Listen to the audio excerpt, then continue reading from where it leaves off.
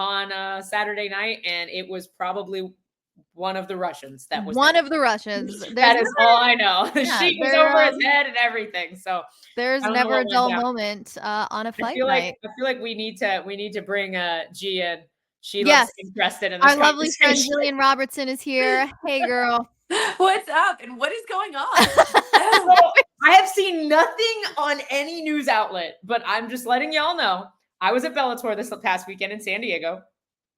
I'm at the hotel after the fights, and obviously several of the Dagestanis were there. Khabib was there cornering Usman. Umar was there cornering Usman.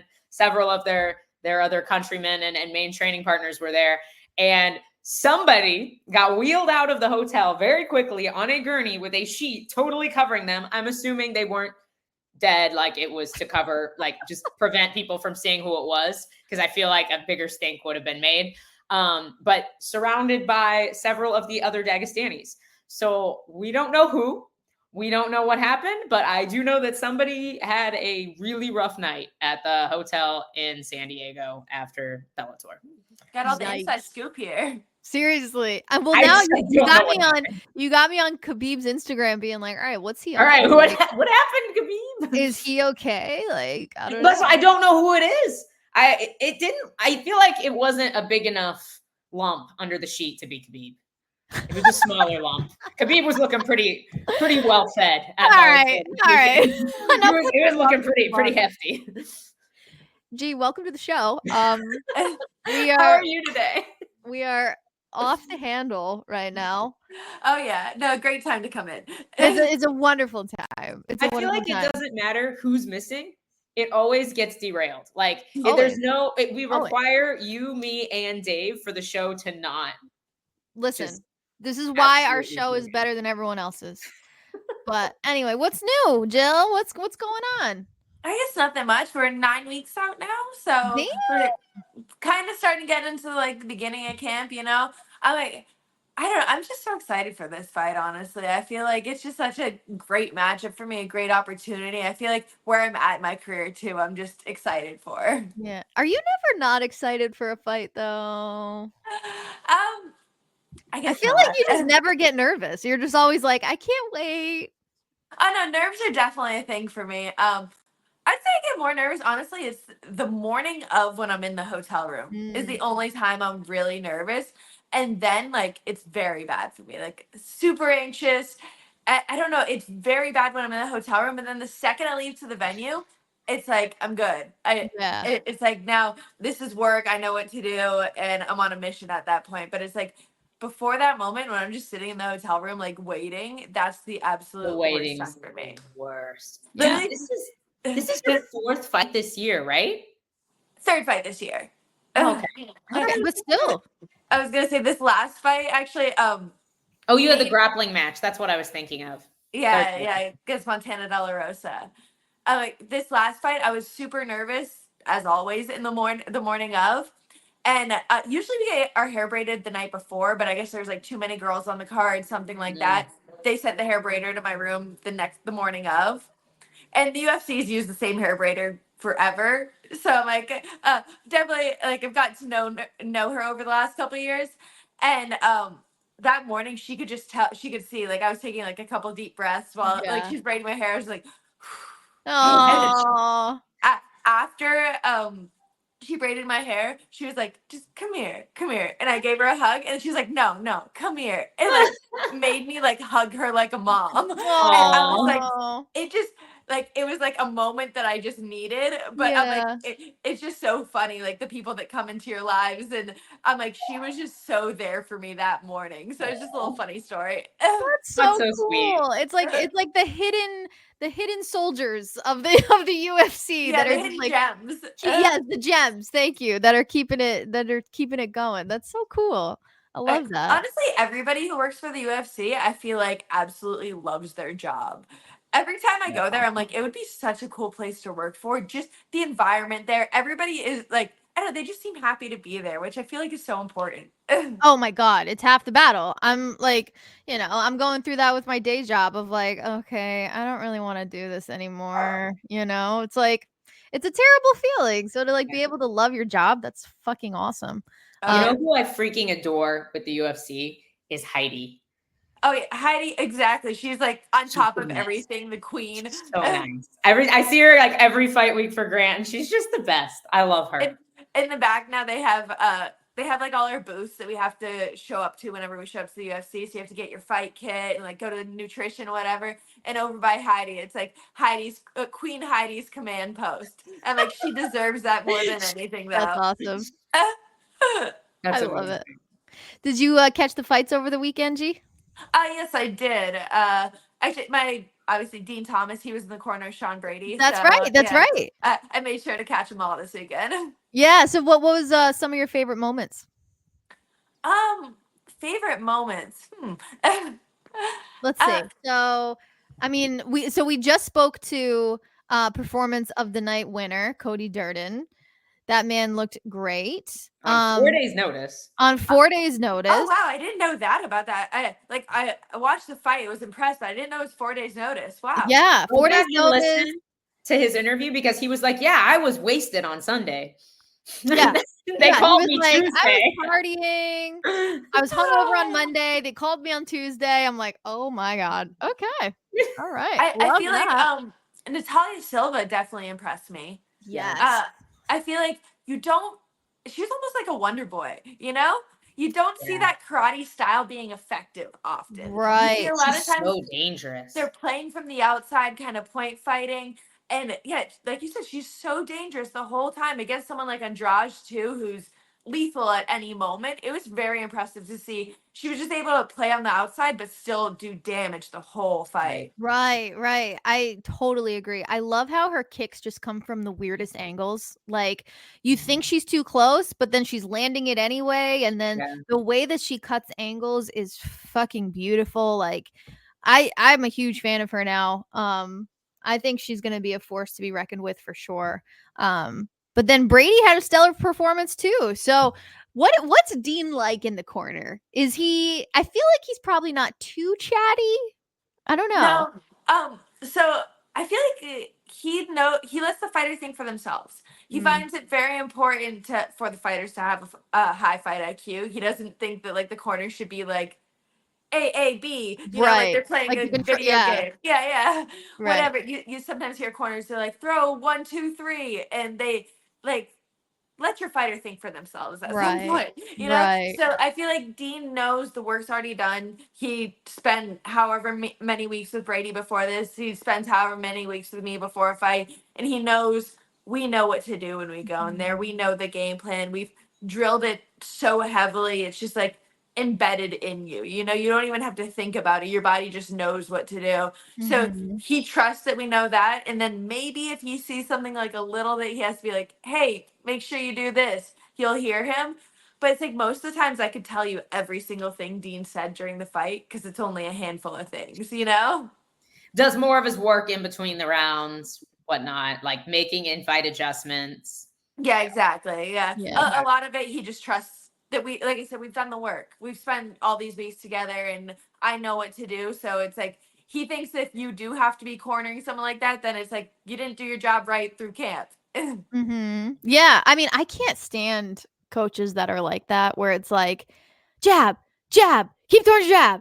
All right, now kick. Now do this. And it's like, do you not trust them at all? Like, what? For me too, I'm like, it almost clouds my mind more. Overwhelming, yeah. Yeah, because then I have to be like, should I jab right now? No, I shouldn't jab. Like, because I'm assessing the moment as well. It's like, just let me assess the moment. Let me think about it, and don't give me more things to do than like I already have. Like, if I'm in a bad situation, yes, coach me out of a bad situation. Yeah. You know? But yeah, I agree. I don't think I've had 2 talkative coaches before, and I very much prefer a quieter approach now.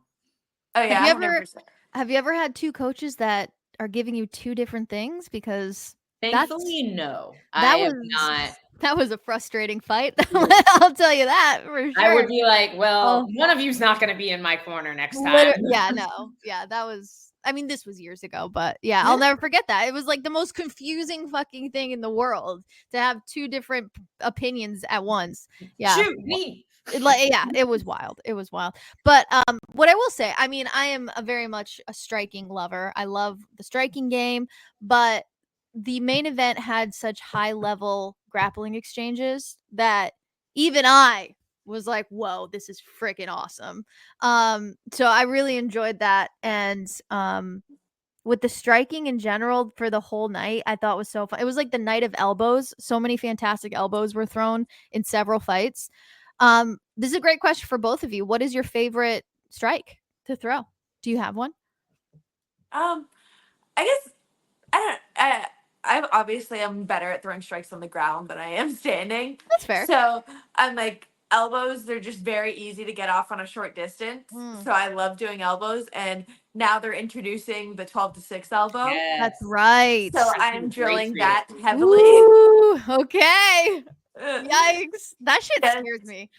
Oh, I'm so excited. The 12-6 elbow, and then we can knee to the face when their hands are on the ground at this point now. That's right. So I'm like, both those changes, I'm going to be more than ready for it.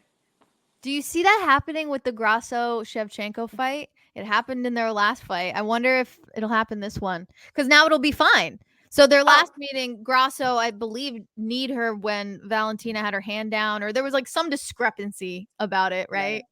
But now it's fair game. So I'm not 100% sure, but I believe they aren't legal until November. oh, okay. Oh, no, that's right. It is Okay. November. Yeah. We will not be pulling that. Okay, Yeah. gotcha. So Gotcha. it'll be legal for my fight November Yes. 9th. Nice. There we go.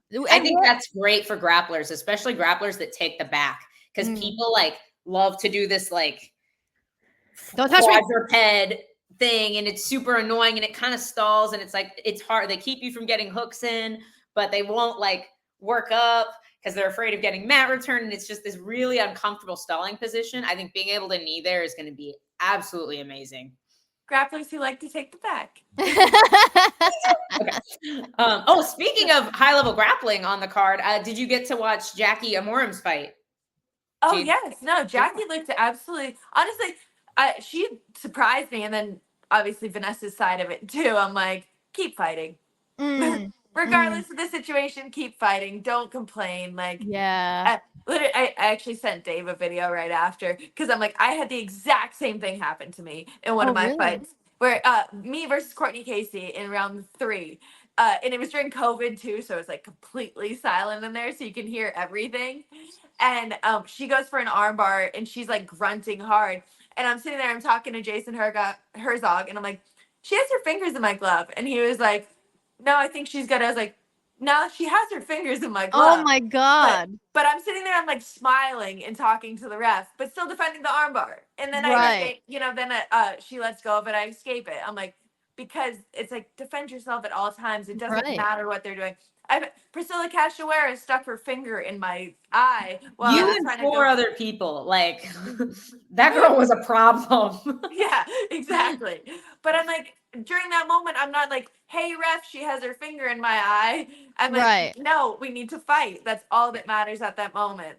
Yeah, I think I saw that she's gonna appeal the win too. Like, she wants to appeal it. It's like, I mean, do you think she's gonna get very far with that? I don't. I don't. Has anybody ever won an appeal? That's a great question. No, that's a great question. I don't know. Especially in Nevada. Nevada does not ever admit that they're wrong. Yeah. That's never happened. The hand that she had, that she says she had the fingers in the glove, it could have been on the wrist, could have been in the glove. It was hard to tell from the video. But the hand that she said that she had the fingers in was the opposite hand of which she attacked. So I'm like, it didn't make a difference on the armbar. It shouldn't have mattered. Like, it was an excuse. I agree. 100%. Yeah. Well, guys, this weekend, I can't believe it. UFC Noche is freaking here. It's been so hyped up that I'm nervous that it's not gonna perform, but I think it's gonna be great. I think the production is gonna be insanity. And I think it's gonna be really interesting to just see it all come together. I mean, it's gonna be wild. I don't know what to expect of it. I don't know what to, like, even as a fighter, like walking out, having all that going on around you, like, how is that? Like, I'm so glad you brought that up, because I was touching upon it a little bit on Sunday, where I'm like, this is a whole new layer for the fighters. Like, there's going to be a lot of like stimulus to deal with. Like, how is the fighter not going to be distracted by a huge screen? Is it going to be on the whole time they're fighting? Like, that's what I'm I don't trying to know. understand. Is it just for the walkouts? I Is have it no like, idea. because I have the worst ADD ever. I'd be like, No, for real though. Like for real. I'd be I like, don't think I can do that. you know, like I don't know how they're going to pull that off, but it's like you already have to deal with the lights and the cameras and all that stuff and Right. then magnify it times 1,000. I don't know. I will say though that like if they don't have it on during the fight, when the round starts, the lights kind of dim in the arena, and it's literally just you in the octagon in that moment. So Oh, I'm like, that's so terrifying. That's I can't badass. imagine. I'm like, I live for that moment. Right. I'm like, but it's like when the lights, you see the crowd, you see the arena, you see your name on the side and all the cool stuff, but and like the cameras in your face and everybody like that. The second the cameras walk out, the lights dim, and it's like it just looks You see dark. nothing. Right. Yeah, you Yeah. don't see anything. That's kind of nice because it like blocks it out and it's just your fight. Yeah, it's just you in the middle, and it's just the light. So it's like the crowd doesn't matter at that point. Yeah, you can't even see them. I wonder if they have to do that for the safety of the fighter, you know? It's like Probably. I feel like they can't have that screen on. I don't know, but like I'm trying to imagine it would be so bright, right? Yeah. Yeah. Like what if like a light moves and it's like in your eyes for a second? Like Yeah. My brain can't wrap my head around it. So we're just going to have to sit and watch it. And then Dave's going to be right down the street at the Canelo fight. Why do I feel like he's going to try and sneak into UFC Noche? I feel him trying to do that. He'll take some notes from I think it was the Argentinian fans down here in Miami trying to crawl into the stadium through the vents. Oh my God. Okay. That's right. The vents. Yeah. That shit was crazy. All right, ladies. Who do we have? Who do you think for this main event here? Who do we think? I still have O'Malley. I'm like, I want to say Marab so bad, but I really think it's an easy fight for O'Malley, honestly. Wow. You think it's easy? I think honestly, Marab just makes a lot of mistakes. He's a tank. He comes forward, has a gas tank, like nonstop. He's gonna keep coming forward, but he just technically, honestly, he makes so many mistakes. If you watch Marab, for sure, like he makes a bunch of mistakes, and I just feel like O'Malley's the guy. He's precise. He's gonna capitalize on that. I see him being able to drop him early, honestly. I see a drop too, for sure. For the exact reason you said, like he's just such a bowling ball of a fighter that he's not afraid to do the wrong thing in hopes of getting that finish or that position. But you can't do that with somebody like O'Malley. Like you just can't. If it were 3 rounds, I would feel more confident in a Marab pick, but 25 minutes is just so many opportunities for a guy like Sean O'Malley to make a read, find a mistake and exploit it. Yeah. Like what round did he finish Aljo? Was it the 4th? What's up? When did he finish Aljo? Was it the 4th round? Second round? Oh, Jesus. Okay. I'm Pretty adding early, honestly. here. And I think he lost the first round, but it was like Aljo didn't get him down. And I think Aljo has better takedowns than Marab. I think Marab has like a better like go, but Aljo has these crazy long arms and he gets to the back in areas where most people don't. And Marab doesn't have that. He took Jose Aldo down 0 times. He won the fight. He won the fight by holding him against the cage, but O'Malley has better footwork. He's faster. Like that was an old Aldo. Yeah. I think different. I think that if Marab's best route to win this fight would be to fight O'Malley how he fought Peter Yan. He was like constantly shooting, but also didn't really care to get the takedown, was just using it to strike. And I feel like you got to keep someone like O'Malley off balance, constantly guessing. And it's like, that would be Marab's best path to victory. But there's so much danger there with the knees. Oh, yeah. Like, it's a dangerous, this is a very dangerous fight for Marab. Yeah. I feel like this is not a dangerous fight for O'Malley. That's where it like, I'm with you, G, because I feel like Marab can win this fight, but it's going to be a decision. Grueling up, down. Right. It's going to be 5 rounds. Grind fest. While O'Malley just has, there's so much danger for Marab to get through to make it to that victory, you know? I'm looking at the card here. Let me pull this up. Any show stealers you think will emerge on this card? Like, who do you think is going to be everybody's talking about on Monday morning? I can't pronounce her name 100%, but Yasmin. Yasmin, yeah. Yeah. Haragui? Yeah, I absolutely every time I've watched her fight, absolute firecracker. Love to watch her fight, so I'm excited Awesome. for that one. Okay, cool. So that is on the prelims. Second fight on the prelims. I'm super pumped for. I love Diego Lopez. I'm a huge freaking Diego Lopez fan.